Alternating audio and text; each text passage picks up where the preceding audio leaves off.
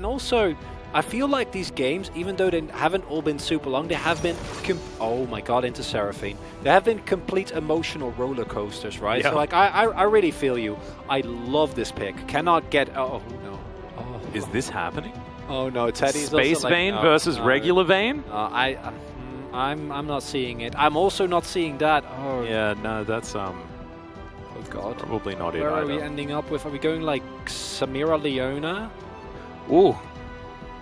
Ah, it's Tom Ken Shady carry. Perfect. There we go. Nailed it. It's Cancerphelios then. Yeah, like that's actually or makes a lot of Jinx. sense. Kenshi. But into picks that want to like dive deep on you, you have the peel from a Tom Kench, you have the healing from the Seraphine, you have the Uncle for additional protection, right? Like, there is a sizable front line. This is the kind of comp where you actually can 1v9 on Aphelios, because the Afrika comp, they go in deep and they go in hard. Well, there's the Zillion. This is another one of Fly's champions. I was wondering whether it was going to be the Viger again. But this time, Fly is going to take a leaf out of Showmaker's book and lock in the clock gentleman in the mid lane. Listen. Yeah, no, that's okay. That's okay. We respect that. As Keen also with another decent matchup there towards the top side of the map. We saw for King and didn't quite work out to do in this matchup. As, it's continuing to go not so good for Keen, who doesn't have a lot of mana either, as Dread's going to make his way and look to try and save this one. Ooh, misses the abduct, unfortunately, but Cannon now still trying to get out, not going to be able to. Dread's going to grab that first blood, and the horse off to a great start. Yep. Fly moving on over. Faker coming in as well, should be able to make it. As these bombs over in the area. Carrier doesn't have the Abyssal Voyage up, so he's probably not going to make it so far. 3v3. There's Bang still on the bottom side of the map. Teddy's rotating up. Keen picks up a Gnar. There's the big old Gnar into the wall as they're trying to take down Faker. The Encore goes completely wide as Cuz steals away the Rift Herald, and Teddy's just killing Lehens in the mid lane somehow. Good wallop there as Keen is going to get taken down. And remember, this is a fight where the ulti from the Seraphine goes completely wide, but it does not matter. T1 just in a better position to take the fight. Sometimes you come back from a replay and a thing happens. As we see a thing from earlier. This was Lehens getting caught out. Ah, yeah. So he engaged with Teddy. Teddy eats him up. Eat him. And then Teddy's like, thank you. Bye-bye. Really appreciate that. Very nice of you. Okay, yeah, so it's just a nice roam or a play from the hands while Faker gets greedy. Yep. And Bang, Killer Instinct's in. Okay. So it's just a little bit too easy. A little bit unfortunate, but yeah, cool. That's sort of how it worked. And then that stopped. But he is still there. I mean, theoretically, as Carrier, he might not be, as he has a lot of great health. That's a lot of teleports as well. Good exhaust onto Dread as Carrier. He can still get a lot of value here as Canna just gets back. The Phalanx has been reformed. Chrono Shift is very good, but unfortunately, the Silas now finds himself in a very rough situation. Now dueling Teddy. If he gets another Kingslayer, and he does, he might be okay, but no, not going to be enough. As Cuz got devoured as well, he's going to be safe in T1. This is what happens, right? This was exactly the value that Seraphine wants to get. It's already starting, Atlas. Like, we're not even 15 minutes in, and you start to see the value of the Seraphine coming in here. But it's also impeccable play and response from T1. What we saw there was Teddy and Carrier just, I want to see those Devourers again, because normally Tom Kench is not a pick where you go like, oh man, Tom Kench, cool interactive gameplay, what a lot of skill oppression on that one. But in this scenario, it's actually the case. So, Carrier coming in with the absolute save, just beautiful. As Canna might be in trouble. Yes, he's just going to be taken down here as Kane's still tanking that turret. One more, and Chrono Shift comes out, not actually quite going to be enough as Lehens may just die. There's a flash smite from Cuz. It's like, if you don't have any ranged abilities, use all your summoner spells. Beautiful. Fair smite. Yeah, hell yeah. Okay. I figured it out. Right. Every time we get back from a replay, someone on T1 dies. Well, Bang gonna have to flash because I needed to respect the Devour. Because you've got Devour, you've got Seraphine to do all of her Seraphine things. Faker now with his tier largely stacked, as well as his stopwatch sitting in his back pocket. And his Moonstone is doing very well. That being said, now I've seen this one before. Is this a replay? Is this another? He does get the Mega Gnar this time, but it's not going to be enough. Bang's going to grab that. An Unbreakable Will from Lehens does mean that this Cloud Drake, T1 say you're welcome to it, and they'll take down this inner turret. Maybe they'll get the inhibitor turret as well. Chakrams are available. I'm pretty sure they can. Yeah. If they want to go for it. It is a risk though, but they do have a great front to back. I think theoretically they could go for this. They just need to stall a little bit so that the turret is gone. Yep, they might actually have enough Mega Nut timing as well. They absolutely do. Because now, as long as T1 keep it together, exactly what they need to do. They need to fight in a ball. That's how Seraphine works so well. There's the Narbak into the dead turret. Bang! Has to use his ult. He has the chrono shift as well, and he's desperately trying to die. Does so.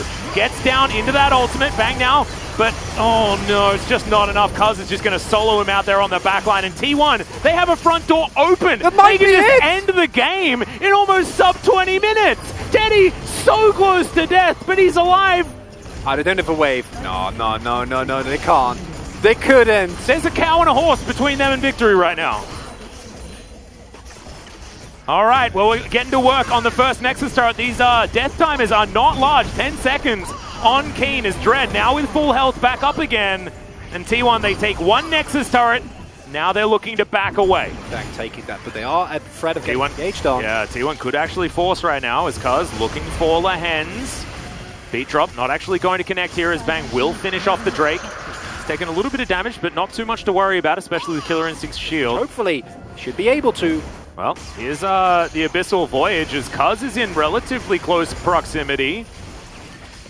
But he's by himself right now. The Baron is going down pretty slowly, however. Cuz is up a level. Yeah, I've seen this from Afrika before, but Cuz is going to get exhausted. Can he get in and steal his weight? The answer is no. That's a brilliant Pulverizer's Bang immediately there. Faker going to go golden, though. He's buying so much time as Teddy. Not dead just yet, but finally does get taken down. But the answer is the Hecarim and the Kai'Sa out of the fight. The Zillion also obliterated. Keen trying to be a hero, but the answer is absolutely no way, my friend. Lahens, it's him against the world, but there is one Nexus turret and one inhibitor between Afrika's life in playoffs and not. The Catfish is fishing for Lahens, but all he needs to do is cancel the backs. The push is coming in here, and T1, even though they found Teddy there, Faker staying alive for that long. Going to get level 14 now. I mean, the Hecarim is still very strong, like you were talking about, and Innie's going to go. Lahens looking for that flank plays. That's the stolen encore onto T1.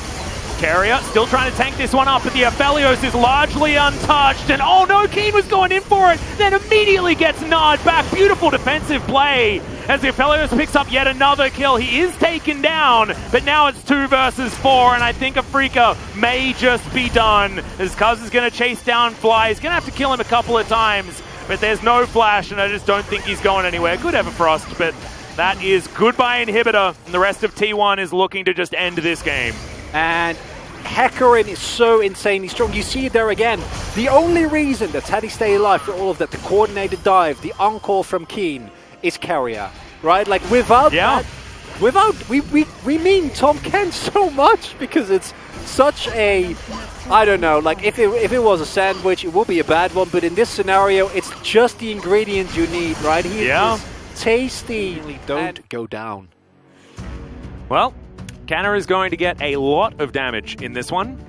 Really effectively done here. But he was caught in side lanes a lot. And I don't know about POG votes and things like that. Have you put yours out yet? I have. And I handed it to you. I don't actually remember what was on it. Listen, you want a sneak peek, or you don't want to? Maybe I'll be surprised. Maybe I'll be surprised as we watch. Who do you think I voted for? Carrier. I will make no comment. I will confirm or deny. That's what I think. That being said, giving POGs over to Tom Kench feels bad. However, it feels oh so right in this game because I think that he was utterly pivotal.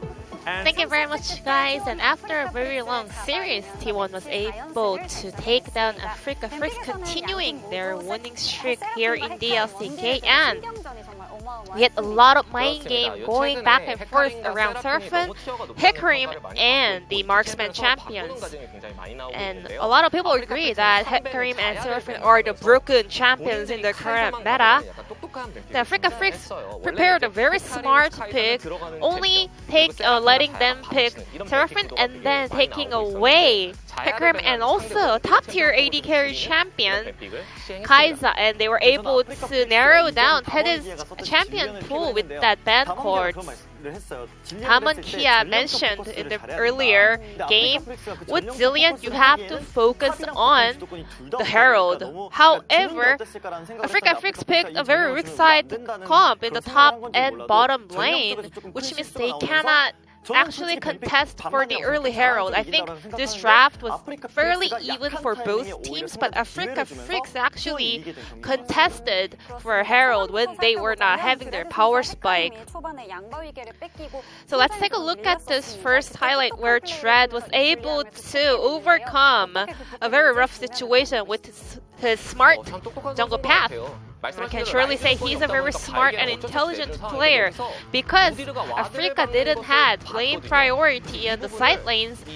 He was not able to secure that scuttle, and then he saw that Udyr placed the ward near that mid lane, and then because of the lane priority once again, he was not able to contest for the bottom scuttle as well. And then Keen was under a very rough situation on the top lane, and then he sneaks his way through the dark side of the map. He was walking down the fog of war.